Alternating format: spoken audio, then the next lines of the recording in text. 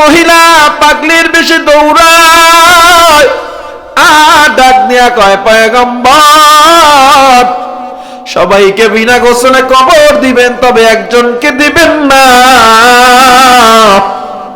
আমার নবী কয় মা তুমি কে? ওই মেয়েটা হাতটা বের করে কয় নবী দেখেন হাতের মেহেদি এখনো শুকায় নাই, রঙিন মেহেদি। গত রাত্রে আপনি হানজালার সাথে আমার বিবাহ দিয়েছিলেন, আমার বাসর ঘরে ফালায় হানজালা চলে আসছে, শুনছে আপনি নাকি উহুদের ময়দানে রক্তাক্ত,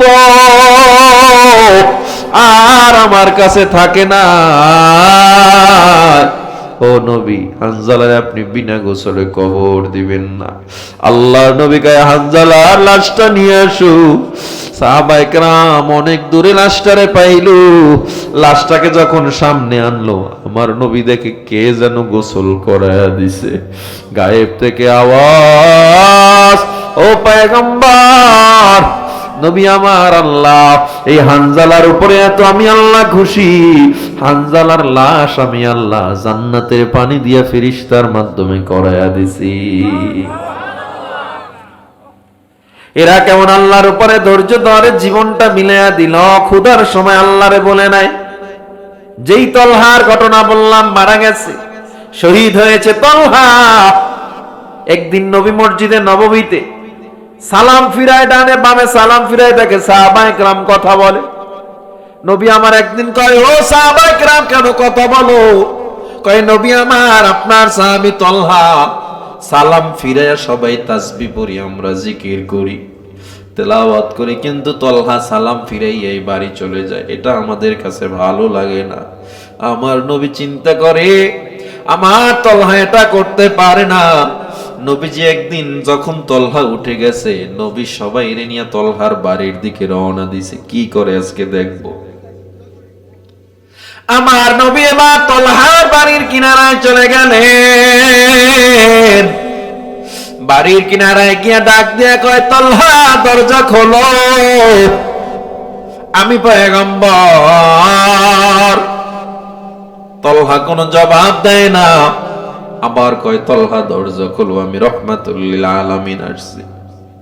তলহা কোনো জবাব দেয় না। ওমরের রাগ উঠে গেছে, আবু বকরেরও রাগ উঠে গেছে।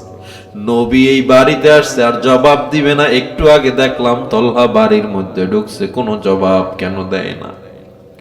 কিছুক্ষণ পর তলহা আসছে, চোখ বেয়ে বেয়ে পানি পড়তেছে, দাড়ির মাথা বেয়ে বেয়ে টপ টপ করে পানি পড়তেছে।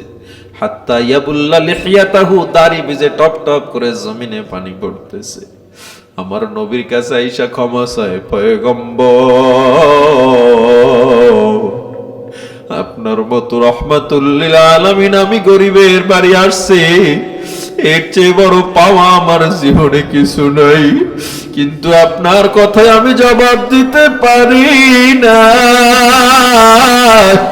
ও নবী এর চেয়ে হতভাগা আর পৃথিবীতে কে হতে পারে? আমার নবী তলহার উপরে রাগ না কইরা টান দিয়ে বুকের উপরে মাথাটা রাইখা আমার নবী কয় তলহা আমারে বলো কি হইছে, তুমি কেন তাসবিহ না পড়ে বাড়িতে চলে আসো? তলহা কোনো কথা বলে না। আবার নবী কয় তলহা আমি কি জিজ্ঞাসা করি শুনো না। কয় নবী এটা বলা কি জরুরি? বলে হ্যাঁ সবাই শুনবো। তলহা কয় পয়গম্বর আপনার তলহা এত গরিব, আমার ঘরে দুইটা মাত্র কাপড়, তিনটা কাপড় কেনার মতো সামর্থ্য আপনার তলহার নাই। ঘরে একটা গর্ত বানাইছি, ওই গর্তের মধ্যে আমার বিবি থাকে, আমি ফজরের নামাজ পড়তে যাই, দুইটা কাপড়ে হয় না।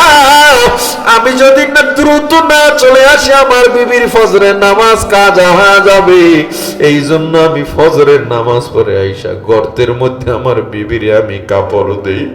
এরপরে আমার বিবি নামাজ পড়ে। পয়গম্বর আপনি এমন সময় ডাকছিলেন আমি ওই গর্তের মধ্যে। আল্লাহু আকবার, জোরে বলেন আল্লাহু আকবার।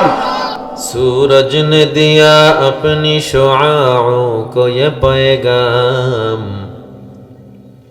सूरज ने दिया अपनी शुआओं को ये पैगाम, दुनिया के अजब चीज को भी सुबह को भी शाम, दुनिया के अजब चीज को भी सुबह को भी शाम।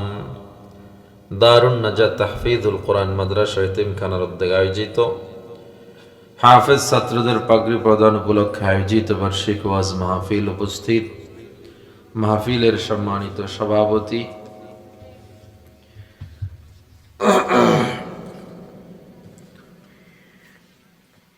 উপস্থিত অত্র মাহফিলের সম্মানিত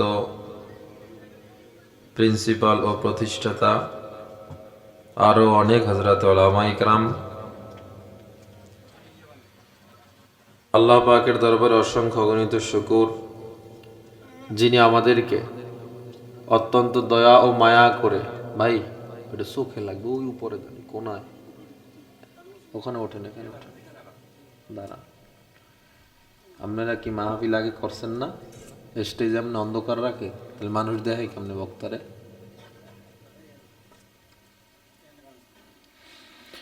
আল্লাহ, ওদিকে তাকানো লাগবে না, এদিকে তাকান, হ্যাঁ কাজারা করুক, ঠিক আছে নি?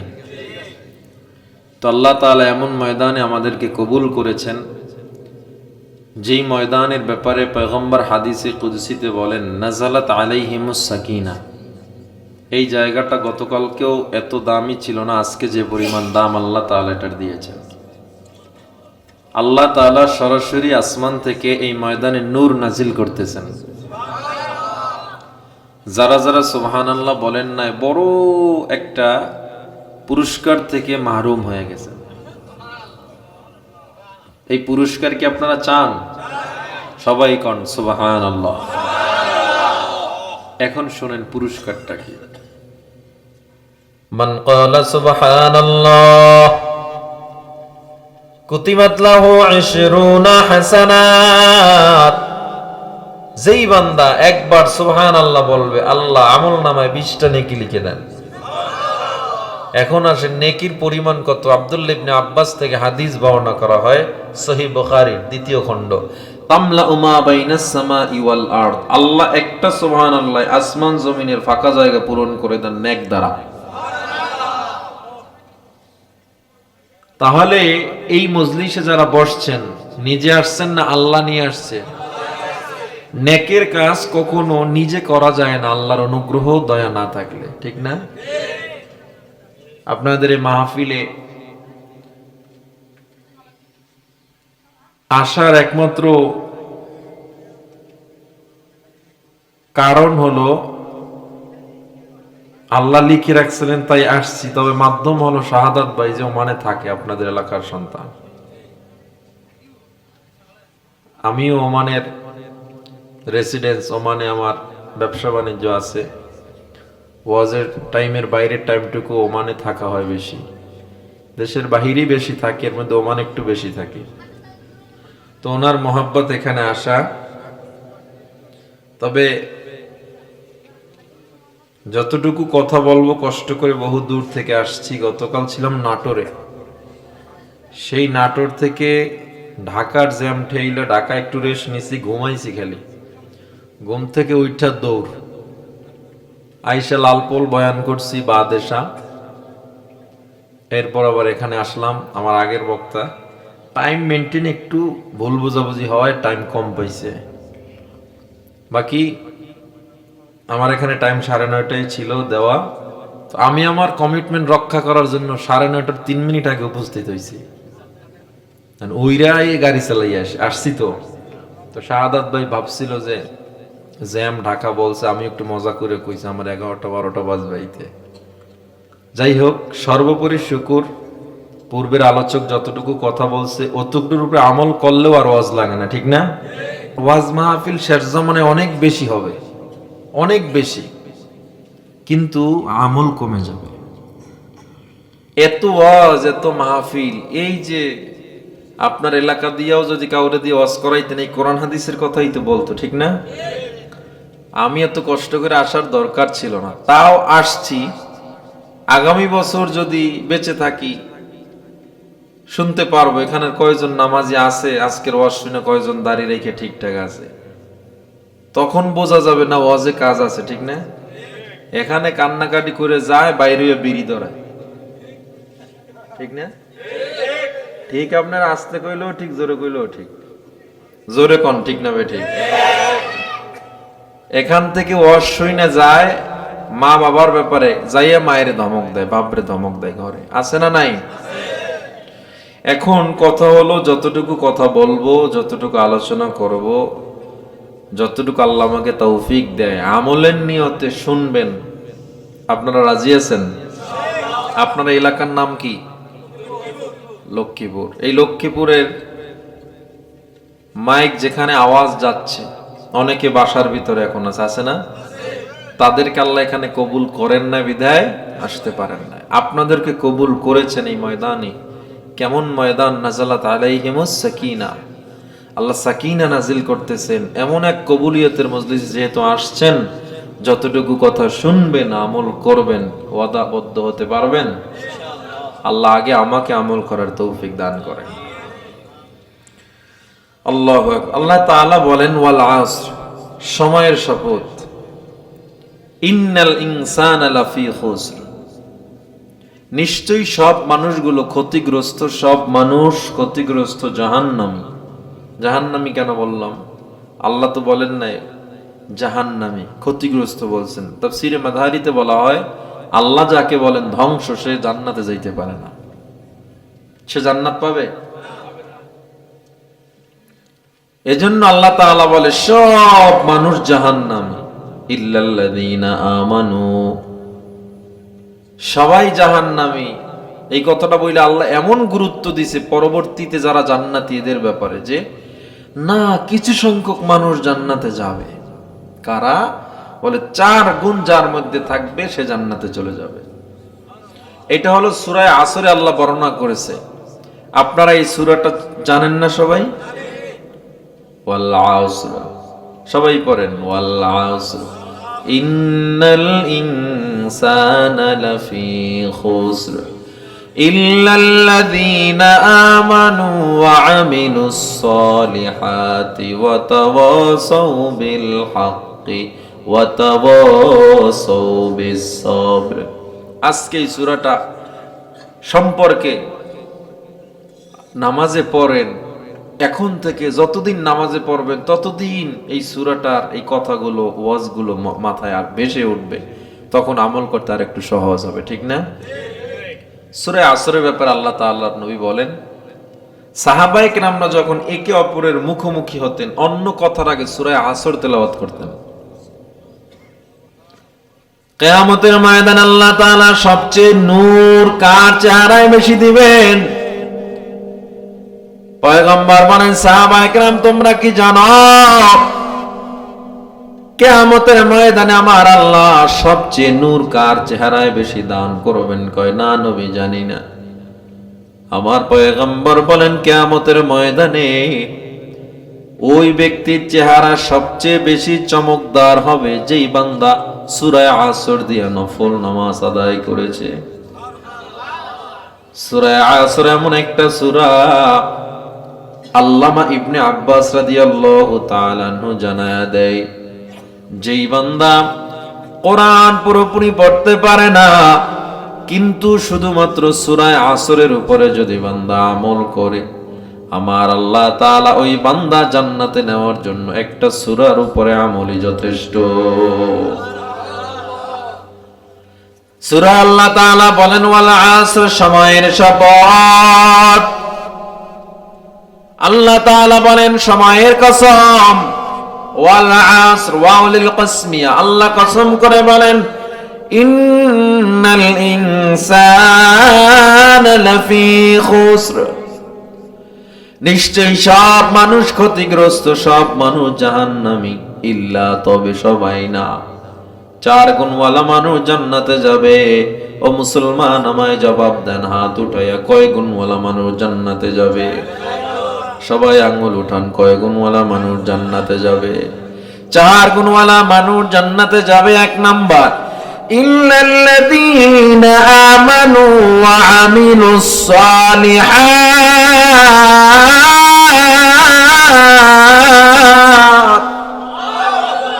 এক নম্বরে যারা ঈমানদার, যারা ঈমান আনবে, এক নম্বর শর্ত যারা ঈমান আনবে, ঈমানদার। ঈমানদার কারা? আমানতু বিল্লাহ, ঈমানদার তারা যারা এক নম্বর ঈমান আনে আল্লাহর উপরে। আমার আল্লাহ কয়জন? আল্লাহু আহাদ। আল্লাহ কয়জন? আল্লাহর উপর ঈমান আনলাম, লা তুশরিক বিল্লাহ, আল্লাহর উপরে শরীক করা যাবে না। ঈমানদার হওয়ার জন্য আবার কিছু শর্ত আছে। এক নম্বর শর্ত, আল্লাহকে মেনে নিলাম, আল্লাহর সাথে কোনো শরীক নেই, আল্লাহর সাথে কোনো মুখাপেক্ষী নাই। শুধু এটা মানলেই হবে না, আমানতু বিল্লাহি ওয়া মালাইকাতিহি, ফেরেশতাদেরকে বিশ্বাস করতে হবে, ওয়া কুতুবিহি, কিতাবকে বিশ্বাস করতে হবে। কিতাব বলতে কি?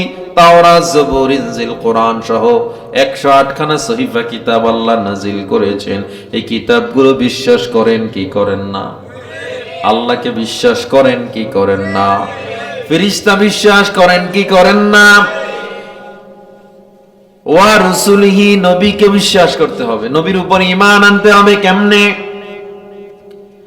মুহাম্মাদুর রাসূলুল্লাহ সাল্লাল্লাহু আলাইহি ওয়াসাল্লাম আল্লাহর প্রিয় বান্দা এবং রাসূল, এটা মানেন কি মানেন না? আল্লাহ নবী বলেন, আনা খাতামুন নাবিয়্যিন লা নাবিয়্যা বাদি। নবী আমার বলেন, আমি শেষ নবী, আমার পরে আর কোন নবী আসবে না। এই কথার উপরে ঈমান আনেন কি আনেন নাই? আনছেন? কয় গুণওয়ালা মানুষ যেন জান্নাতে যাবে? এক নম্বরে ঈমানদার। আর ঈমানদার হওয়ার জন্য কি কি শর্ত, এগুলো বলতেছি। আল্লাহরে মানতে হবে, কিতাব মানতে হবে, ফেরেশতা মানতে হবে, নবীর উপরে বিশ্বাস আনতে হবে। নবী শেষ নবী, এটা বিশ্বাস করলেই হবে নাকি দেখায়া দিতে হবে? নবী বলেন, আনা খাতামুন নাবিয়্যিন, আমি শেষ নবী, আমার পরে আর কোন নবী আসবে না। তাইলে কাদিয়ানি কয় তারা, মির্জা গোলাম মোহাম্মদ কাদিয়ানি কয় সেও নবী। মুসলমান না কাফের? আর জোরে বলেন। কাদিয়ানীদেরকে যারা কাফের মনে করবে না, তারাও কাফের, ঠিক কিনা? জোরে বলেন। আমরা এই বাংলার মুসলমান পেটের জন্য আন্দোলনে নামি না, ঠিক কিনা? আমারে বাদ দিবেন না, না খায়া জীবন কাটাবো, আন্দোলন করব না। আমার পরনে কাপড় নাই, আন্দোলন করব না। থাকার জায়গা নাই, গাছতলা যায় পড়ালেখা করব, দর্শ দিব, তাদরিস দিব, আন্দোলন করব না। কিন্তু আমরা যে যেই দল করি না কেন, আমাদের অন্তরে নবীর জন্য, আল্লাহর জন্য আলাদা জায়গা আছে না নাই? সুতরাং যাই হোক না হোক, আমার নবীর চেয়ার নিয়ে যদি টানাটানি করা হয়, আমরা মুসলমান এক ফোঁটা রক্ত টাকা পর্যন্ত বাংলায় আমার নবীর ইজ্জত বুলন্ডিত হতে দিব না। যা হোক সব মেনে নিব। আল্লাহ এবং নবীর প্রশ্নের ব্যাপারে কোনো ছাড় হবে না। মুসলমানের এই দেশেতে কাদিয়ানীদের ঠাঁই নাই, কাদিয়ানীদের পক্ষে যারা, তাদের কোনো রক্ষা নাই। এই দেশেতে থাকতে হলে কোরআন মানতে হবে, কোরআন না মানলে সোনার বাংলা ছাড়তে হবে। জোর কদমে সামনে চলো, বজ্র কণ্ঠে আওয়াজে তোলো, সবাই মিলে একই তালে দাও না স্লোগান, নারায়ে তাকবীর, নারায়ে তাকবীর, দিন ইসলাম, দিন ইসলাম, জিন্দাবাদ, জিন্দাবাদ। ইসলামেরই জন্য দেশের হয়েছে জন্ম, ইসলামের বিরুদ্ধে গেলে দেশ হবে ভিন্ন। ইসলামের বিরুদ্ধে যারা নিয়েছে অবস্থান, এই বাংলায় ঠাই হবে না, যাও হিন্দুস্তান। জোর কদমে সামনে চলো, বজ্র কণ্ঠে আওয়াজ তোলো, সবাই মিলে একই তালে দাও না স্লোগান, নারায়ে তাকবীর, নারায়ে তাকবীর, দিন ইসলাম, দিন ইসলাম, জিন্দাবাদ, জিন্দাবাদ।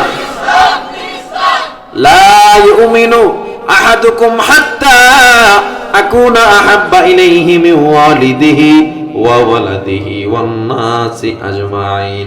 আল্লাহ নবী বলে, এ বান্দা, তুমি মুমিন হইতে ততক্ষণ পর্যন্ত পারবা না তোমার সন্তান, তোমার পিতামাতা, তোমার সব মানুষের চেয়ে আমি নবীকে যতক্ষণ বেশি ভালো না বাসবা। কি হতে পারবেন না? মুমিন হতে পারবেন না। তাইলে আমরা ইমানদার হওয়ার জন্য নবীর উপর ঈমান আনলাম, কিন্তু আমার নবীর চেয়ার নিয়ে যেই কাদিয়ানীরা টানাটানি করতে চায়, দেওয়ানবাগি টানাটানি করতে চায়, আপনার যদি গায়ে মোটেও ব্যথা না লাগে, অন্তরে ব্যথা না লাগে, তাইলে নবীর উপরে পরিপূর্ণ ভালোবাসা আপনার নাই। শুধু তাই না, ইমানদার হওয়ার জন্য আরো কিছু শর্ত আছে। ওয়াল ইয়াউমিল আখির, কিয়ামতের দিনের উপরে বিশ্বাস স্থাপন করতে হবে। করেন তো আপনারা? ওয়াল বাসি, পুনরুত্থান, বাদাল মাউত, মরণের পরে আবার আল্লাহ উঠাবে। এই সবগুলোর উপরে যদি বিশ্বাস করেন, 4 গুণের মধ্যে 1 গুণ আপনার মধ্যে পাওয়া যাবে। আলহামদুলিল্লাহ, আমরা সবাই যেহেতু বিশ্বাস করি, জান্নাতে যাওয়ার 4টা গুণের মধ্যে 1টা গুণ আমাদের মধ্যে পাওয়া গেল। সবাই কোন আলহামদুলিল্লাহ। কয়টা পাওয়া গেছে? লাগবে কয়টা? আরো কয়টা বাকি আছে? আরো 3 গুণ লাগবে। ওয়াল আসর, আল্লাহ সময়ের শপথ দিলেন, সব মানুষ ধ্বংস, 4 গুণওয়ালা মানুষ জাহান্নামে যাবে না। 1 নম্বরে পাইলাম ইমানদার। আমার আল্লাহ কয়, ইমানদার হলেই হবে না, ওয়া আমিলুস সালিহাত।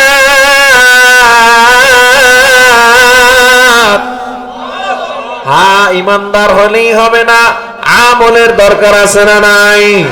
এজন্য আল্লাহ ইমানের পরের কথাই বললেন আমল। ইমানদারের অভাব নাই। আল্লাহ মানে, নবীরে বিশ্বাস করে, এ বান্দা পরকাল বিশ্বাস করে, কোরআন মানে, হাদিস মানে, সব বিশ্বাস করে, কিন্তু নামাজ পড়ে না। দাম নাই। কোন দাম আছে? এই জন্য আল্লাহ কয়, ইমানদার হলেই হবে না, আমল দরকার আছে না নাই?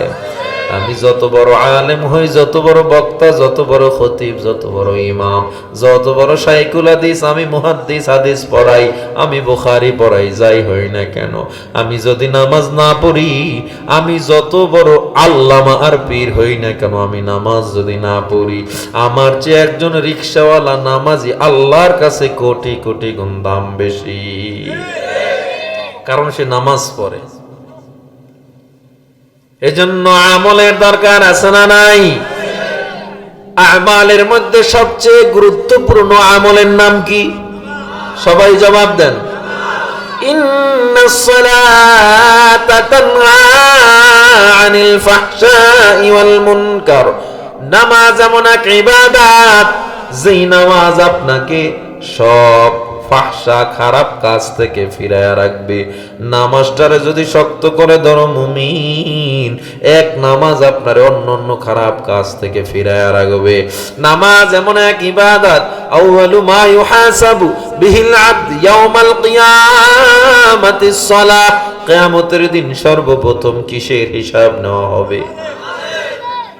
নামাজ এমন এক ইবাদত, আমার নবী বলে, যার নামাজ যত সুন্দর তার ইবাদত, যার নামাজ যত সুন্দর তার ব্যবহার তত সুন্দর, যার নামাজ যত সুন্দর তার ব্যবহার তত সুন্দর, যার নামাজ যত সুন্দর তার চরিত্র তত সুন্দর। যার নামাজে অতিরিক্ত তাড়াহুড়া, সূরা অর্ধেক হইছে কেবল, এখনো শেষ হয়, এর ভিতরে হাত সাইরা দিছে, রুকুতে যাবে, কত তাড়াহুড়া। কেউ আবার রুকু থেকে উঠে না, লঙ্গি টান দিয়ে বুঝাই দেয় উঠছি, ঠিক নেই? জামা টান দিছে যে উঠছি, আসলে উঠে নাই, টান দিছে খালি। হয় কি হয় না? আপনারা মনে হয় দরবেশ কিছু জানেন না এগুলা। নামাজে আইসা, আর শীতকালে তো একজনে কাশি শুরু করলে লগে 50 জনে পুরো মসজিদ মাথার উপরে লইছে, ঠিক না? আমলে কাশির করলে নামাজ শেষ। এমন কাশা কাশে, ঘরে যেটুক কাশে না এটুক জমায় রাখছে, মসজিদেই কাশতাছে। নামাজে দাঁড়াইয়া মনোযোগ নাই, মাথা চুলকায়, চোখ ডলে, কাশতাছে, নাক চুলকাইতেছে, যা যা করতেছেন এগুলো করলে নামাজ থাকে না। একটু চিন্তা করে নামাজগুলো পড়েন। নামাজ সহি শুদ্ধ হওয়ার জন্য প্রথমত দুইটা শর্ত আছে। এই দুইটা শর্ত সবচেয়ে বড় শর্ত, খুশু খুজু। অন্যান্য শর্ত তো আছে, জায়গা পাক হওয়া, পবিত্র হওয়া, কিবলামুখী হওয়া, শরীর পাক হওয়া, কাপড় পাক হওয়া, এগুলো পড়ছেন না? জি কোন আন্দাজে কই পড়ছেন? পড়ালেখা করছেন ঠিক মতো? নিজে তো পড়েন না, পোলাডারেও মাদ্রাসায় পড়ান। নিজে পড়ে না, সন্তানরেও পড়ায় না। নুরানিতে দেন, দেখবেন আপনার সন্তান নুরানি হয়ে গেছে, নূরে নুরানি। এরপর আস্তে আস্তে সন্তান, এখানে নুরানি আসেনি, খালি তাহফিজুল কোরআন লেখা। নুরানি আছে? আচ্ছা, জানুয়ারি থেকে চালু হবে, আলহামদুলিল্লাহ, জানুয়ারি থেকে নুরানি চালু হবে। এরপর সন্তান কোরআন পড়বে। কি পড়বে? এখন অনেকে কয় সন্তান কি করে, কয় কোরআন পড়ে। ওই কোরআন পড়ে লাভ কি? এ তো কিছু বুঝে না, খালি কি করে আরবি পড়ে। আচ্ছা, খালি আরবি পড়ে আর কিছু বুঝে না, এই কথাটা যে বললো, কোরআনকে অবমাননা হইল কিনা? কোরআনে আর কিছু নাই? এই কোরআন খালি মাথা ডুলাই ডুলাই পড়তেছে, এইটাই কোরআন? এই কোরআনের মধ্যে যে কত কিছু আছে। আমার তো আজকের আলোচ্য বিষয় কোরআন না, বিজ্ঞান না, তাহলে বুঝাই যাইতাম যে কোরআন আল্লাহ কি দিছে। শোনেন, কসমোলজি বিদ্যা, অ্যাস্ট্রোলজি, বায়োলজি, জিওলজি, ফিজিক্সের জ্ঞান, পদার্থ বিজ্ঞান, ওই মহাকাশ বিজ্ঞান, এই সব আল্লাহ কোরআনে আরো 1400 বছর আগে দিয়ে রাখছে। আর বিজ্ঞানরা আসছে 100-150 বছর আগে আইসে লাফালাফি করতেছে। আল্লাহ 150 বছর আগে এটি দিয়ে রাখছে, আর তোমরা কা হুজুররা কিছু বুঝে না, পড়ে না। না, এই মহাকাশের দেখেন তারকার চ্যানেল আছে, তারা আছে না, এগুলোর channel Proxima Centauri, Alpha Centauri, গ্রহ আছে অ্যান্ড্রোমেডা, কাছের গ্রহ, এরপরে ব্ল্যাক হোল, গ্যালাক্সি, প্রত্যেকটা বিষয় আল্লাহ কোরআনে দিয়ে রাখছেন। সব কক্ষপথ, সূর্যের, চন্দ্রের কক্ষপথ কোরআনে আল্লাহ দিয়ে রাখছে।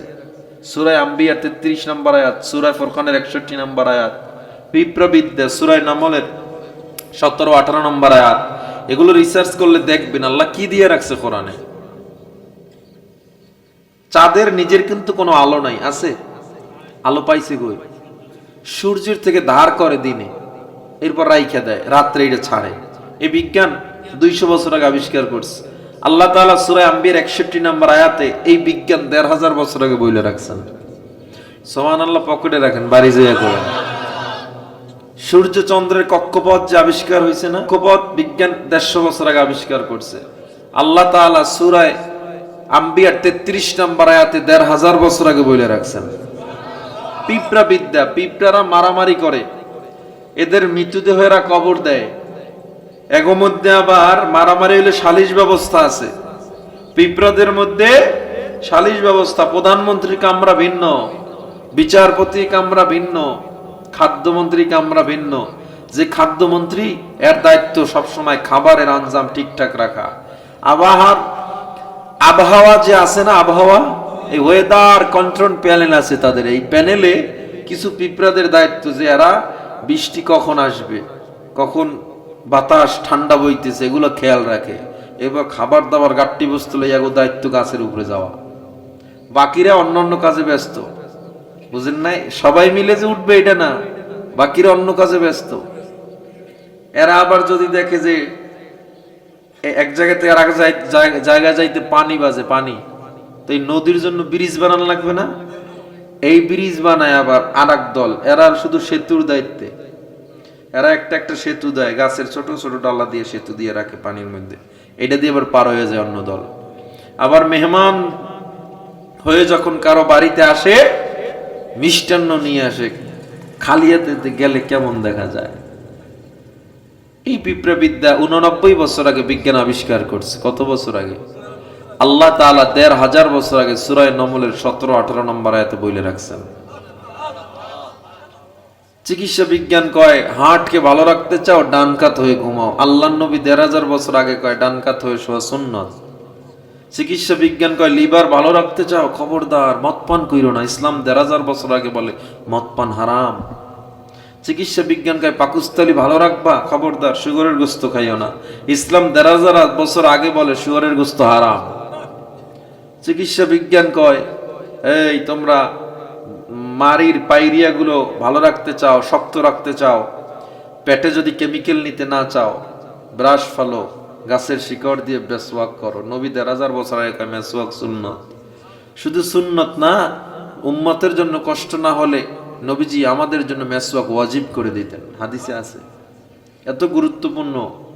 এরপরে দেখেন, ওয়ার্ল্ড হেলথ অর্গানাইজেশন, বিশ্ব স্বাস্থ্য সংস্থা একটা জরিপ করছে, বিশ্বে যত হার্ট অ্যাটাকে মানুষ মারা যায় মুসলমানের সংখ্যা কম। কারণ কি? মেডিকেল সায়েন্সের একটা থিওরি আছে, চিকিৎসা বিজ্ঞানের একটা থিওরি, কেউ যদি দৈনিক মিনিমাম 4 থেকে 5 বার ব্যায়াম করে, এর রক্ত সঞ্চারিত অনেক বেশি হয়, এর ব্লাড সাপ্লাইশন অনেক বেশি হয়, ব্লাড সার্কুলেশন অনেক বেশি হয়, কোলেস্ট্রলের মাত্রা কমে যায়, হার্ট অ্যাটাকের ঝুঁকি কমে যায় 4-5 বার ব্যায়াম করলে। তো মুসলমান এত ব্যায়াম করে করতে কয় নামাজ দ্বারা 5 ওয়াক্ত। বিশ্বে যত করোনায় মানুষ মারা গেছে সবচেয়ে কম মারা গেছে মুসলমান। কেন জানেন? অজুর কারণে। কিসের কারণে? আর যেডি অজু না কইরা পলাইয়া রইছে এসি রুমে, দেখছেন এমপি মন্ত্রী, ওডি কিন্তু মরছে। আপনার গ্রামে কয়জন মরছে? তো এই মসজিদে নামাজ পড়ছেন নাইলে ঘরে পড়ছেন, যেহানি নামাজ তো চলছে, যারা পলাইয়া রইছে ডরাইছে এডি মরছে। এডি হইল সবগুলো হইল ব্রয়লার মুরগির মতো, ইসলামটারে অতিরিক্ত মডার্ন সাজাইতে যাইয়া সব নষ্ট করে ফেলায়। আর আপনারা যারা সাধারণভাবে ইসলাম পালন করতেছেন, যারা করতেছেন, এখানে অনেকেই করেন না, নামাজ অনেকেই পড়েন না, গত ফজর অনেকে পড়েন নাই, আজকে এসবও পড়েন নাই অনেকে, আছে না নাই? আপনাদের জন্য না, যারা নামাজীদের জন্য বলতেছে। তাহলে যদি বলেন কোরআনওয়ালারা কিছু পারে না, বুঝে না, এই দারুন নাজাতে পড়াইয়ে যদি কিছু না হয়, আমরা কিন্তু এই দারুন নাজাত তাহফিজুল কোরআন মাদ্রাসার মতো মাদ্রাসায় পড়ে আপনাদেরকে কোরআন বুঝাচ্ছি। শুধু আপনাদেরকে না, আমেরিকা, ইউরোপের, মধ্যপ্রাচ্যের সব 20টা কান্ট্রি প্রায় পর্যন্ত বয়ান করে কাভার করা শেষ, প্রতি বছর যাচ্ছি। তা আমি যদি এটি বুঝতে পারি, কোরআন বুঝি, বিজ্ঞান বুঝি, অর্থনৈতিক ব্যবস্থা বুঝি, রাজনৈতিক বিজ্ঞান বুঝি, রাজনৈতিক ব্যবস্থাপনা সব শিখতে পারি, আপনার সন্তান কেন কোরআন শিখে এটা পারবে না? সুতরাং যারা কয় মাদ্রাসায় পড়ে কিছু হয় না, বোঝা যায় না, মূলত এরা কোরআনের পরিপূর্ণ জ্ঞান নাই বিধায় মাদ্রাসার ব্যাপারে এই কুচ্ছা রটনা করে। ঠিক না? মাদ্রাসা শিক্ষার এত দাম, যারা মাদ্রাসায় পড়ছে, আচ্ছা আপনারা কি সন্তানের দ্বারা অনেক টাকা আশা করেন যে আমার বড় এ খাওয়াইব? না। যারা এর মধ্যে আমি একটা প্রকার লোক দেখছি, চাকরির জন্য সন্তানকে পড়ায়, আছে না নাই? কিন্তু চাকরির জন্য যারা সন্তানকে পড়ায় না, আল্লাহর জন্য যারা সন্তানকে পড়ায়, আল্লাহর উপরে খুশি হয়, এরা মাদ্রাসায় দেয়, জানে চাকরি পাবে না, তবু আল্লাহ তাদেরকে বেকার রাখে না। ঠিক কিনা? আমার সন্তান আমার জানাজা পড়াবে, এর চেয়ে বড় পাওয়া কোনো বাবা মায়ের জন্য হতে পারে না। ও যুবক, আল্লাহর বান্দা, আল্লাহ তাআলা বলেন 4 গুণওয়ালা মানুষ জান্নাতে যাবে। 1 নম্বরে ইমানদার, 2 নম্বরে আমলওয়ালা ইমানদার, 3 নম্বরে ওয়াতাওয়াসাউ বিল হক। সত্য প্রচার যারা করবে, কি করবে? হক কথা বলবে, সত্য প্রচার। হক কথা বলেন তো? ইমাম ইমামতি করে হক কথা কয় না, চাকরি থাকবে না। বক্তা বক্তাগিরি করে হক কথা কয় না, দাওয়াত কমে যাইবে, আছে না নাই? হক কথা কারা কয় জানা আছে? এই এলাকায় যাত্রার আয়োজন হয়, যদি নাচের আয়োজন হয়, উলঙ্গ বেহাপনা হয়, তুমি মোটেও প্রতিবাদ করলে না, তোমার অন্তরে একটু বাঁধলো না। ও বান্দা, তুমি প্রতিবাদ তো করো নাই, একটা মানব বন্ধন পর্যন্ত করতে পারো না। আমার নবীর বেঈমানরা গালি দেয়, তোমার অন্তরে লাগে না। মনে করবা তুমি এখনো হকের ব্যাপারে সচেতন হও নাই, তুমি এখনো অন্যায় প্রতিবাদ করা শিখো নাই। আল্লাহ বলবে, বান্দা, তোর মধ্যে 4টা গুণ ছাড়া যেমন জান্নাত পাইতি না, বাকি 3টা থাকলে হবে না। হক কথা বলার দরকার আছে না নাই? 4 নাম্বার গুণ ওয়াতাওয়াসাউ বিস সাবর, ধৈর্য এমন এক গুণ, ধৈর্য লাগবে। আমাদের মধ্যে ধৈর্য আসেনি, নাই নাই। ধৈর্য কাকে বলা হয়? وَلَنَبْلُوَنَّكُمْ بِشَيْءٍ مِّنَ الْخَوْفِ وَالْجُوعِ وَنَقْصٍ مِّنَ الْأَمْوَالِ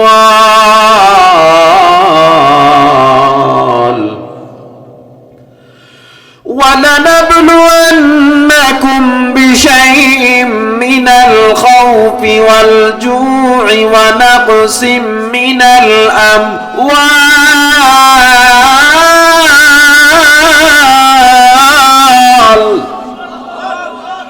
والأموال والأنفس والثمرات। আল্লাহ তাআলা বলে, হে গোলাম, আমি আল্লাহ তোমায় বিপদে ফেলাবো, আমি আল্লাহ তোমায় ক্ষুধার মধ্যে ফেলাবো, আমি আল্লাহ তোমায় ভয়ের মধ্যে ফেলাবো। ঘরে চাল থাকবে না, ডাল থাকবে না, অভাব বেড়ে যাবে। কিন্তু আমি আল্লাহ দেখবো এই সময় তুমি সুদের খাতায় নাম লেখাইছো কিনা, নাকি আমি আল্লাহরে ভরসা করিয়া তুমি আমি আল্লাহর দিকে তাকায়া রইছো। আমি আল্লাহর উপরে ধৈর্য ধরে আল্লাহর উপরে ভরসা করে তুমি রইছো। ওই গ্রামীণ ব্যাংক থেকে সুদে টাকা নামাও নাই, ব্র্যাক ব্যাংক থেকে কিস্তিতে সুদে টাকা নামাও নাই। আমি আল্লাহ দেখবো তুমি আমার উপরে কতটুকু ভরসা করে আছো। এ বান্দা, আমি আল্লাহ তোমায় ক্ষুধা দিয়া পরীক্ষা করব, ওয়াল খাউফ, আমি আল্লাহ তোমারে ভয় দিয়া পরীক্ষা করব। আমি আল্লাহ তোমারে জিহাদের ময়দানে ডাক দিব, দেখবো তুমি জীবন যাওয়ার ভয় সেখানে যাও কিনা, নাকি ঘরে বয়া বয়া তুমি তসবিহ টিপো। যত তসবিহ টিপো কাজ হবে না। আমার আল্লাহ কয়, দেখবো আমি আল্লাহর উপরে কতটুকু ধৈর্য তোমার আছে। এ বান্দা, আমার আল্লাহ কয়, বান্দা বিপদে পইরা আমারে ভুলিস না, কারণ আমি আল্লাহ যাকে বেশি ভালোবাসি তাকেই বেশি বিপদ দেই। আমি আল্লাহ যাকে বেশি ভালোবাসি তাকেই বেশি বিপদ দেই। ও যুবক, ও বৃদ্ধ বাবা, আমার সম্পদ পুড়ে গেছে, দোকান আগুন লেগে গেছে। বান্দা কয়, আল্লাহ কে আর কারো সন্তান দেখে না, আমারটাই দেখছে। আর কারো দোকান দেখে না, আমার দোকানই দেখছে। সন্তান মরলে কয়, সন্তান আমারটাই আল্লাহ দেখছে, আর কি কারো দেখে নাই। সম্পদ কম হইলে, ধান কম হইলে কয়, অমুকের ধান এত হইছে, আল্লাহ আমার এই দেখিয়ে দিল। নাই, ফেনীতে নাই। কিন্তু আমার আল্লাহ তাআলা বলে, গোলাম, আমি আল্লাহ তোরে যে সম্পদ কম দিছি এর মধ্যে কল্যাণ আছে। এই জন্য ইমানদাররা বলে, আল্লাহ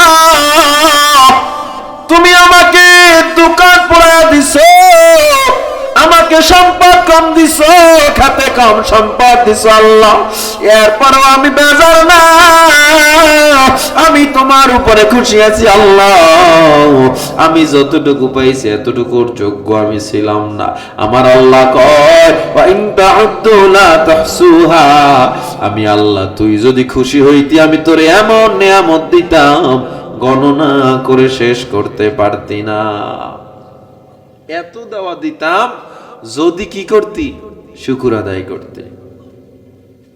ও আমার যুবক, আল্লাহর বান্দা, ও যুবক, ও বৃদ্ধ বাবা আমার, নবীজি একদিন দিনের দাওয়াত দিতে দিতে হঠাৎ দেখে ফাতেমার ঘর দেখা যায়। আমার নবী চিন্তা করলেন, আজকে ফাতেমার সাথে অনেক দিন দেখা হয় না, হাসান হোসাইনকে দেখি না, আজকে একটু দেখব। আমার নবী ঘরের কিনারায় গিয়া ডাক দেয়া কয়, মা দরজাটা খোলো, আমি তোমার বাবা একটু দেখবো, বহুদিন হয় তোমারে দেখি না। ফাতেমা কোনো জবাব দেয় না। আবার আমার নবী কয়, ও মা দরজা খোল, কেন জবাব দেও না? ফাতেমা কোনো জবাব দেয় না। আমার নবী কানটা লাগায় শুনে ভিতরে গুনগুন কান্নার আওয়াজ। আমার নবী ডাক দিয়া কয়, মা তুমি কেন কাঁদো? ও ও মা, তুমি কি জানো না আমি তোমার চোখের পানি সহ্য করতে পারি না গো মা। আমার নবী কান্না করতেছে। হঠাৎ করে ফাতেমা চোখের পানি ছেড়ে কান্দে আর কয়, বাবা আমার শরীরে যথেষ্ট পরিমাণে কাপড় নাই যে আমি তোমার সামনে আসব। আমার কাপড়গুলো ছিঁড়ে গেছে, পুরাতন হয়ে গেছে। দেখেন ক্ষুধার মধ্যেও তার আল্লাহরে বলে নাই। নবীজি নিজের চাদরটা জানালা দিয়ে দিল, নে মা গায়ে লাগাও। মিশকাত শরীফের হাদিসে বলা হয়, নবীজির চাদর পায়া ফাতেমা গায়ে লাগাইয়া যখন বসলো, পয়গম্বর ঘরের মধ্যে চলে গেলেন। আমার নবী বসছে ফাতেমা নবীর বাম পার্শ্বে বসে, ডান গালটা নবীর বাম বাহুর সাথে লাগায়া দিছে। লাগায়া কান্দে আর কয়, বাবা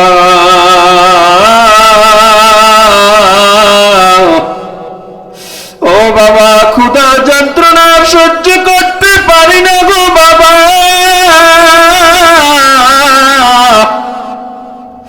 ও বাবা, 3 দিন হয়ে গেল ঘরের চুলায় আগুন জ্বলে না। আমার নবী কথাটা শুই না হাউমাউ করে কান্না শুরু করে দেয়। আমার নবী ডেকে বলে, মা কি বলো, আমার হাসান হুসাইন কি না খাওয়া? ফাতেমা কান্দের কয়, হ্যাঁ বাবা, হাসান হুসাইন খানা চাইছে আর বলছে, মা খানা দাও, খানা দাও, আমি খানা দিতে পারি না। ওই মাটিতে গড়াগড়ি করে হাসান হুসাইন ঘুমায় গেছে বাবা।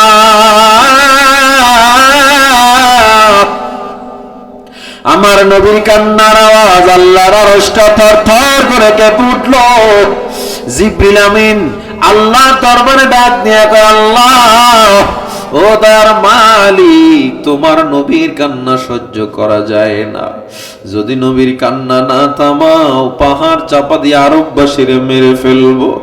আমার নবীর কান্নার আওয়াজে হাসানের ঘুম ভেঙে গেল, হোসেনের ঘুম ভেঙে গেল। আমার নবীর কান্নার আওয়াজ হাসান হোসেন শুইনা দৌড়ে আসছে। আইসা নবীরে জড়ায় কান্দে আর কয়, নানা ভাই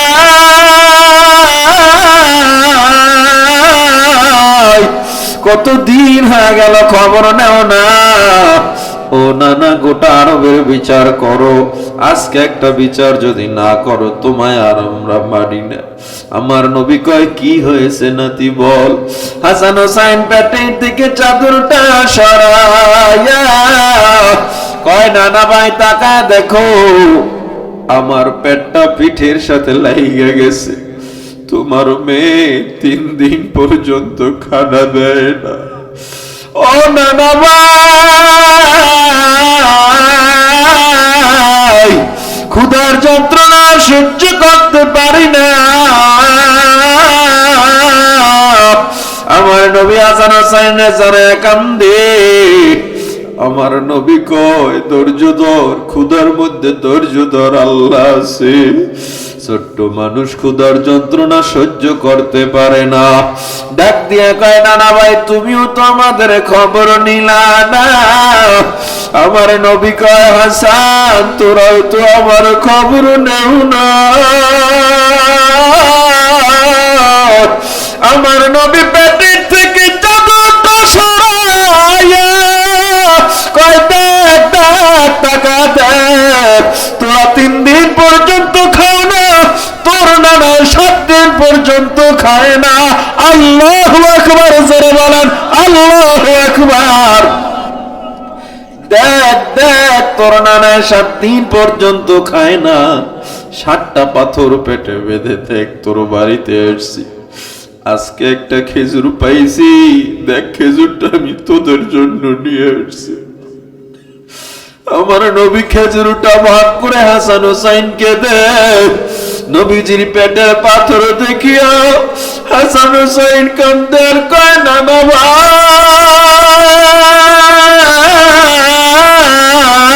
ভাই, আমাদের চেয়ে কোটি গুণে কষ্ট তোমার বেশি। এই খেজুরটা তুমি খাও। আমার নবী কয়, হাসান হোসাইন টেনশন করিস না, আমি আজকে রোজা রাখছি। ও মুসলমান ইমানদার আল্লাহর গোলাম, যেই নবী এত কষ্ট করে আর পরে উম্মতের শিক্ষা দিল, তবুও কেন ক্ষুধায় পইরা তোমরা সুদের দিকে দৌড়াও? ধৈর্য কেন ধরো না? টেনশনে পড়ো যাও, আরে আমার ঘরে চাল নেই, 1 মাস 2 মাস হয় গরুর গোশত করে কিনতে পারি না, টেনশন করিও না। আল্লাহ যেভাবে রাখছে এর চেয়ে শান্তি আর হতে পারে না। ও আমার যুবক ভাই, আল্লাহ যখন পরীক্ষা করে ধৈর্য ধরা আমাদের কাজ। আমার নবী যখন হাসান হুসাইন রে খেজুর খাওয়া দেয়, আমার নবী খাওয়ানো অবস্থায় দেখে ফাতেমার চেহারাটা শুকনো হয়ে রইছে। আমার নবী কয়, মা গো, তোর দেওয়ার মতো আমার কিছু নাই, এখান থেকে তুই একটু খা। ফাতেমা কয়, বাবা হাসান হুসাইন খাইলে আমার হয়ে যাবে, আমার লাগবে না। জিবরিল আমিন আয়েশা কয়, পয়গম্বর, আপনার ফাতেমা যদি একবার রাজি হয়ে যায়, লামলাউদ দুনিয়া বিযযাহাবি ওয়াল ফিদ্দাতি, আল্লাহর হুকুমে আমি জিবরিল জমিন থেকে আসমান পর্যন্ত স্বর্ণ রূপ দিয়া বোঝাই করে দিব। নবীজি বলে, ফাতেমা তুমি কি চাও? ফাতেমা বলে, রজিনা বিল আখিরা। ও বাবা, আমি দুনিয়া চাই না, আখিরাত চাই। আল্লাহু আকবার, জোরে বলেন। এই অভাবে পইরাও ফাতেমা বলে আখিরাত চাই। আল্লাহ এত খুশি হয়ে গেলেন। আল্লাহ কয়, জিবরিল তুমি সাক্ষী থাকো, আসমানের ফেরেশতারা সাক্ষী থাকো, ফাতেমাকে আমি জান্নাতের সরদারিনী ঘোষণা করে দিলাম। আমাকে একটু জবাব দেন ও ফেনীর মুসলমান, এই নবীর এত কষ্ট করার কোনো প্রয়োজন ছিল নাকি? আল্লাহর কাছে যদি চাইতো আল্লাহ ধন দৌলত দিত কিনা? কিন্তু নবী কেন চায় না? উম্মতের শিক্ষা দিছে আমার নবী। আমার নবী তায়েফের ময়দানে মার খাওয়ার কোনো প্রয়োজন ছিল না।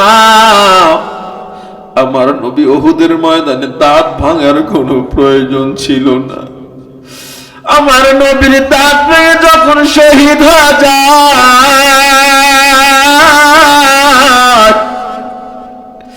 ওই উহুদের ময়দানে নবীর মাথার হেলমেট ভেঙে লোহা করা কপালে ঢুকে যায়। হযরত ওসমান আলী আবু বকর দৌড়ে আসছে, আয়েশা নবীরে জড়ায়া ধরছে। নবীরে জড়ায়া ওসমান কাঁদে, আলী কাঁদে, আবু বকর কাঁদে। আমার নবী প্রায় বেহুশ। নবীজির লোহার মাথার করাটা হযরত ওমর দাঁত দিয়ে টান দিছে, ওমরের 2টা দাঁত ভেঙে পড়ে গেছে। নবীজি আমার তাকায়া দেখে ওমর রক্তাক্ত। আমার নবী কয়, ওমর তোমার কি কষ্ট হয় না? হযরত ওমর কয়, নবী আমার কষ্ট, আপনি আমার লজ্জা দিয়েন না নবী। আমি ওমর থাকতে আপনি এত রক্তাক্ত নবী, আমি ওমর বেঁচে থাকতে, ও নবী আপনি আমারে ক্ষমা করেন, আমার মতো 100 ওমর এখন আপনার জন্য জীবন দিতে প্রস্তুত। নবী, আজকে ওমর থাকতে আপনার মাথায় লোহার কড়া ঢুকছে আর আমার দাঁত নাই, নবী এই প্রশ্ন করে লজ্জা দিবেন না। আমার নবী হযরত ওমর, ওসমান আলী, আবু বকরকে কয়, ময়দানে যাও, সাহাবায়ে কেরামরা মার খায়, এদেরকে জলদি হেফাজত করো। কেউ যেতে চায় না। নবী আপনার একা রেখে কেমনে যায়? আমার নবী ডাক দিয়া কয়, ওমর যাও যাও। কিন্তু ওমর কয়, না নবী, আপনার একা ফালাই আমরা যাইতে পারবো না। আমার নবী কয়, ওমর আল্লাহর কসম করে বলে যাও, তোমাদের থাকা লাগবে না। হযরত ওমর বাধ্য হয়ে আলী আবু বকর বাধ্য হয়ে রওনা দেয়। আমার নবীর একা পেয়ে বেঈমানরা আবার তীর মারা শুরু করে দেয়। আমার নবীর দিকে যখন তীর আসতে থাকে, তলহা রাদিয়াল্লাহু তাআলা লাফ দিয়ে গিয়া নবীর সামনে দাঁড়ায়া যায়। যেদিক থেকে তীর আসে সেদিকেই তলহা তার বুকটারে ঘুরায়া দেয়। কেমন জীবন, কেমন আল্লাহর জন্য দিয়ে দিছে। যেদিক থেকে তীর আসে সেদিকে তলহা তার বুকটারে ঘুরায়া দেয়। একটা দুইটা না, সেদিন তলহার গায়ে 70টা তীর বর্ষার আঘাত লেগেছিল। যেই তলহা একটা তীরের আঘাতে দাঁড়াতে পারে না, 70টা তীর বর্ষার আঘাত। এই অবস্থায় নবীজিরে তলহার টান দিয়া কাঁধে উঠে ফেলছে। নবীজি তার মুখটা তলহার কানের কাছে নিয়ে কয়, তলহা তোমার কি কষ্ট হয় না? আমারে আবার কাঁধে কেন উঠাইছো? তলহা কয়, পয়গম্বর আপনার কষ্ট হবে, বেঈমানরা আপনার আক্রমণ করবে, এটা আমি তলহা সহ্য করব না। এই জন্য আপনাকে নিয়ে আমি উহুদের পাহাড়ের চূড়ায় চলে যাব। তলহা নবীরে নিয়ে উহুদের চূড়ায় হাঁটতেছে, গায়ে 70টা তীর বর্ষার আঘাত। এক তীরের আঘাতে মানুষ সহ্য করতে পারে। মদিনায় বিভিন্ন সময় হঠাৎ করে নবী কান্না করে উঠতেন, কোনো প্রসঙ্গ ছাড়া। একদিন আসরের পর নবী মসজিদে নববী থেকে বের হচ্ছেন, হঠাৎ করে নবী কান্না করে দিছে। সাহাবী কয়, নবী আপনি কান্না করে দিলেন কেন? কোনো প্রসঙ্গ ছাড়া? কয়, কোনো প্রসঙ্গ ছাড়া না, আমি নামার সময় হঠাৎ আমার তলহার কথা মনে পড়ছে। কারণ তলহা কেমন তলহা জানো? একটা তীরের আঘাত মানুষ সইতে পারে না। তলহা 70টা তীর বর্ষার আঘাত নিয়ে আমার কাঁধে কইরা পাহাড়ে গেছিল। আমি সেদিন দেখছিলাম জিন্দা লাশ কেমনে হাঁটতেছে। আমি সেদিন থেকে ইমানদার মুমিনদের কাতারে তলহাকে জিন্দা লাশ মুমিন কেমন সেদিন আমি শুনছিলাম আগে, আর সেদিন নিজের চোখে দেখছিলাম। আমার নবী তলহার জন্য সারা জীবন কান্না করছে। মৃত্যুর আগের দিন পর্যন্ত নবী তলহারে মনে করছে। কারণ নবীর সামনে, নবীকে পিছনে রাইখা সামনে বুক পেতে দিছে, তীর আইসা বুকে ঢুকছে। একটু চিন্তা করেন, ইমান আপনার আর তাদের আর আমার ইমান। তলহা যখন শহীদ হয়ে যায়, নবীজি দেখে উহুদের ময়দানে যুদ্ধ চলতেছে।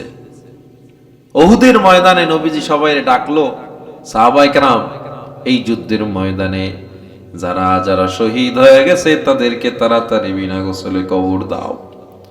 বিনা গোসলে কবর দেওয়ার জন্য আমার নবী সবাই এনে ডাকলেন, যাও লাশগুলো নিয়ে আসো। কারণ শহীদের লাশ বিনা গোসলে কবর হয়।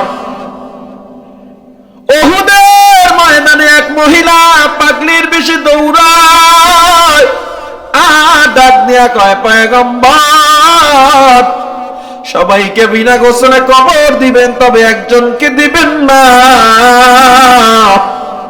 আমার নবী কয়, মা তুমি কে? ওই মেয়েটা হাতটা বের করে কয়, নবী দেখেন হাতের মেহেদি এখনো শুকায় নাই, রঙিন মেহেদি। গত রাত্রে আপনি হানজালার সাথে আমার বিবাহ দিয়েছিলেন, আমার বাসর ঘরে ফালায়া হানজালা চলে আসছে, শুনছে আপনি নাকি উহুদের ময়দানে রক্তাক্ত, আর আমার কাছে থাকে না। ও নবী, হানজালারে আপনি বিনা গোসলে কবর দিবেন না। আল্লাহর নবী কয়, হানজালা লাশটা নিয়ে আসো। সাহাবায়ে কেরাম অনেক দূরে লাশটারে পাইলো। লাশটাকে যখন সামনে আনলো, আমার নবী দেখে কে যেন গোসল করায়া দিছে। গায়েব থেকে আওয়াজ, ও পয়গম্বর, নবী আমার, আল্লাহ এই হানজালার উপরে এত আমি আল্লাহ খুশি, হানজালার লাশ আমি আল্লাহ জান্নাতের পানি দিয়া ফেরেশতার মাধ্যমে করায়া দিছি। এরা কেমন আল্লাহর উপরে ধৈর্য ধরে জীবনটা মিলাইয়া দিল। ক্ষুধার সময় আল্লাহরে বলে নাই। যেই তলহার ঘটনা বললাম, মারা গেছে, শহীদ হয়েছে তলহা। একদিন নবী মসজিদে নববীতে সালাম ফিরায়, ডানে বামে সালাম ফিরায় দেখে সাহাবায়ে কেরাম কথা বলে। নবী আমার একদিন কয়, ও সাহাবায়ে কেরাম কেন কথা বলো? কয়, নবী আমার, আপনার সাহাবী তলহা সালাম ফিরায় সবাই তাসবিহ পড়ি, আমরা জিকির করি, তেলাওয়াত করি, কিন্তু তলহা সালাম ফিরাই এই বাড়ি চলে যায়, এটা আমাদের কাছে ভালো লাগে না। আমার নবী চিন্তা করে, আমার তলহা এটা করতে পারে না। নবীজি একদিন যখন তলহা উঠে গেছে, নবী সবাই এনে নিয়ে তলহার বাড়ির দিকে রওনা দিছে। কি করে আজকে দেখবো। আমার নবী মা তলহার বাড়ির কিনারায় চলে গেলেন। বাড়ির কিনারায় গিয়ে ডাক দিয়ে কয়, তলহা দরজা খোলো, আমি পয়গম্বর। তলহা কোনো জবাব দেয় না। আবার কয়, তলহা দরজা খোলো, আমি রহমাতুল লিল আলামিন আসছি। তলহা কোনো জবাব দেয় না। ওমরের রাগ উঠে গেছে, আবু বকরেরও রাগ উঠে গেছে। নবী এই বাড়িতে আসছে আর জবাব দিবে না। একটু আগে দেখলাম তলহা বাড়ির মধ্যে ঢুকছে, কোনো জবাব কেন দেয় না? কিছুক্ষণ পর তলহা আসছে, চোখ বেয়ে বেয়ে পানি পড়তেছে, দাড়ির মাথা বেয়ে বেয়ে টপ টপ করে পানি পড়তেছে। হাত্তা ইয়াবুল্লা লিহিয়াতাহু, দাড়ি ভিজে টপ টপ করে জমিনে পানি পড়তেছে। আমার নবীর কাছে আইসা ক্ষমা চায়, পয়গম্বর আপনার মতো রহমাতুল লিল আলামিন, আমি গরিবের বাড়ি আসছি, এর চেয়ে বড় পাওয়া আমার জীবনে কিছু নাই, কিন্তু আপনার কথায় আমি জবাব দিতে পারি না। ও নবী, এর চেয়ে হতভাগা আর পৃথিবীতে কে হতে পারে? আমার নবী তলহার উপরে রাগ না কইরা টান দিয়ে বুকের উপরে মাথাটা রাইখা আমার নবী কয়, তলহা আমারে বলো কি হইছে, তুমি কেন তাসবিহ না পরে বাড়িতে চলে আসো? তলহা কোনো কথা বলে না। আবার নবী কয়, তলহা আমি কি জিজ্ঞাসা করি শুনো না। কয়, নবী এটা বলা কি জরুরি? বলে, হ্যাঁ সবাই শুনবো। তলহা কয়, পয়গম্বর আপনার তলহা এত গরিব, আমার ঘরে দুইটা মাত্র কাপড়, তিনটা কাপড় কেনার মতো সামর্থ্য আপনার তলহার নাই। ঘরে একটা গর্ত বানাইছি, ওই গর্তের মধ্যে আমার বিবি থাকে, আমি ফজরের নামাজ পড়তে যাই, দুইটা কাপড়ে হয় না। আমি যদি না দ্রুত না চলে আসি, আমার বিবির ফজরের নামাজ কাজা যাবে। এই জন্য আমি ফজরের নামাজ পড়ে আইসা গর্তের মধ্যে আমার বিবিরে আমি কাপড় দেই। এরপরে আমার বিবি নামাজ পড়ে। পয়গম্বর আপনি এমন সময় ডাকছিলেন, আমি ওই গর্তের মধ্যে। আল্লাহু আকবার, জোরে বলেন আল্লাহু আকবার। ও যুবক, ও বৃদ্ধ বাবা মা, দুই টাকা দাও, পায়ে হাত দিয়া বলে যায়, আর আমার মায়ের নবীরে কাঁদাইও না। এই নবী আপনার আমার জন্য এত কষ্ট করলো, তায়েফের ময়দানে মার খেলো, উহুদে রক্ত ঝরাইলো। যেই মায়ার নবী এত শিক্ষা দিল, না খেয়ে খেয়ে নবী আমাদের শিক্ষা দিল কেমনে ধৈর্য ধরতে হবে।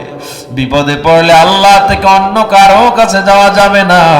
রিজিক যদি চাও পীরের কাছে চাওয়া যাবে না, আলেমের কাছে চাওয়া যাবে না। বিপদে পড়লেও আল্লাহকে ডাকতে হবে শুধু। আলেমদের কাছে দোয়া চাইতে পারো, পীরের কাছে দোয়া চাইতে পারো, আর বেশি কিছু না। এই জন্য সর্ব অবস্থায় বিপদে পড়লেও ধৈর্য ধরে ভরসা করব কার উপরে? এই ধৈর্য আমাদের মধ্যে থাকবে তো ইনশাআল্লাহ। আজকে যদি আমরা তওবা করি, জীবন থাক আর যাক, ধৈর্য ধরবো। মানুষ যা বলুক আর দাড়ি কাটবো না, মানুষ যা বলুক আর অন্যায় করবো না, মানুষ যা মনে করুক আমার সন্তানের আমি কোরআন শিখাবো, মানুষ যা বলুক আমার এদিকে খেরান নাই, আমি একমাত্র আল্লাহরে খুশি করব। চারটা গুণ আমি জীবনের সাথে সেটিং করে এরপরে আমি অন্ধকার কবরে যেতে চাই। আজকের মাহফিল থেকে যারা যারা ওয়াদা করবেন আল্লাহকে হাত দুইটা দেখায়া দেয়। নারে তাকবীর। ও দয়ার আল্লাহ, আমাদের হাতগুলো তাকনা দেখে আজকে দারুন নাজাত তাহফিজুল কোরআন মাদ্রাসার মাহফিল ময়দানে আপনার গোলাম আমরা ওয়াদা করতেছি গুনাহ করব না, নামাজ ছাড়ব না, দাড়ি কাটবো না। আপনার সূরা আসরের চারটা গুণ আমরা অন্তরে এবং আমলে লালন করব। মরণ পর্যন্ত আদার উপরে অটল থাকার তৌফিক দান করেন, আমিন। আরো জোরে কান আমিন, আরো জোরে বলেন আমিন। আল্লাহ আমাদের কবুল করে নেন, বলেন আমিন। যারা এতক্ষণ আছেন বসছেন, আরেকটু টাইম বসা যাবে ইনশাআল্লাহ। আল্লাহ কবুল করেন। এই মাদ্রাসার জন্য আমাকে একটু অনুরোধ করছে, প্রতিষ্ঠানের জন্য। আপনাদের জোরাজুরি করব না, কেউ উঠবেন না, একজন উঠবেন না, দোয়া।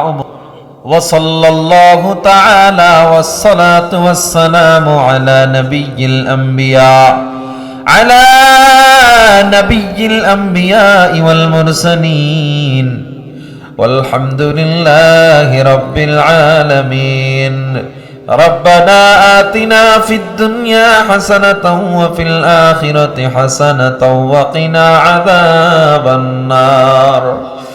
رب ارحمهما كما ربياني صغيرا. رب ارحمهما كما ربياني صغيرا.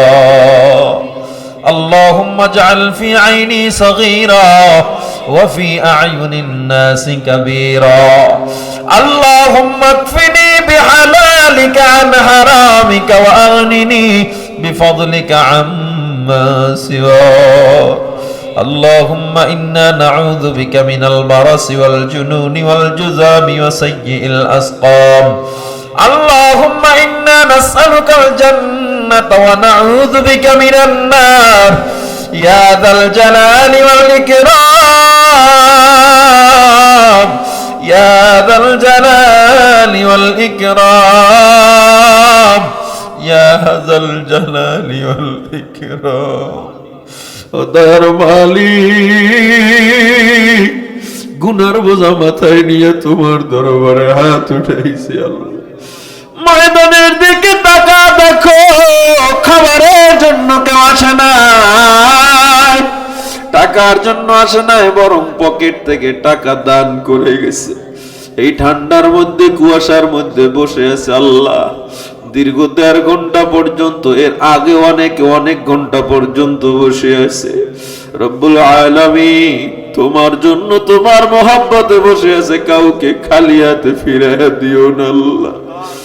আল্লাহ সবার হাতগুলো কবুল করে নাও, জীবনের গুনাহগুলো ক্ষমা করে দাও আল্লাহ। জেনে না জেনে শয়তানের ধোঁকায় পড়ে কত গুনাহ করেছি, শয়তানের ওয়াসওয়াসা থেকে হেফাজত করো আল্লাহ।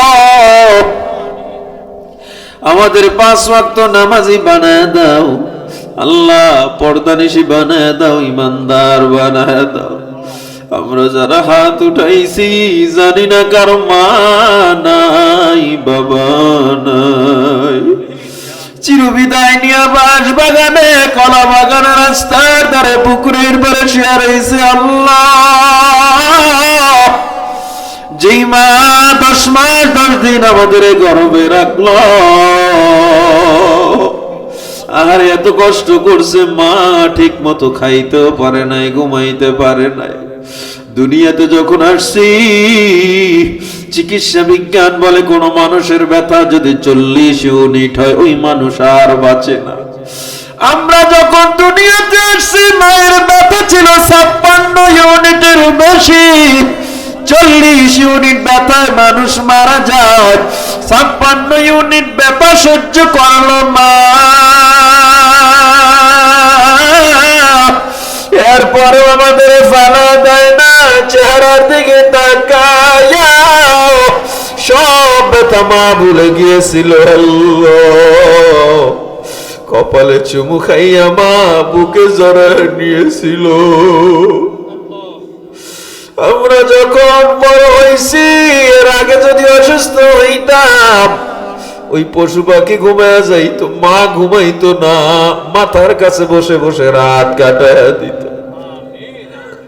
পড়ালেখা করার জন্য, চাকরির জন্য, ব্যবসার জন্য দূরে গেলে মা ঘরে বসে ভালো খানা খাইতে পারে না।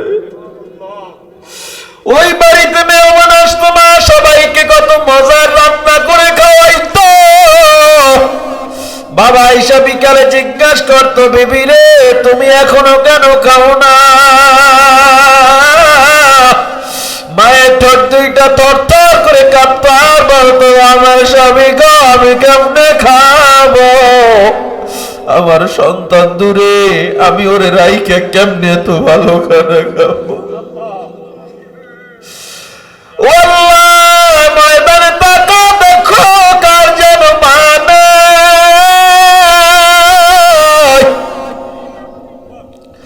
সন্তানের দোয়ার উসিলা করে মায়ের কবর জান্নাতের বাগান বানায় দাও। জানি না কার জানো বাবা নাই, আরে চৈত্র মাসের রোদে পিঠটারে পোড়ায়া বাবা কত কষ্ট করে কামাই রোজগার করে আমগো খাওয়াইছে, পড়ালেখার খরচ চালাইছে, শীত নাই বৃষ্টি নাই রোদ নাই বাবা কষ্ট করে কাজ করেছে। জানি না বাবা নামের ছায়াটাও কার মাথার উপরে যেন না।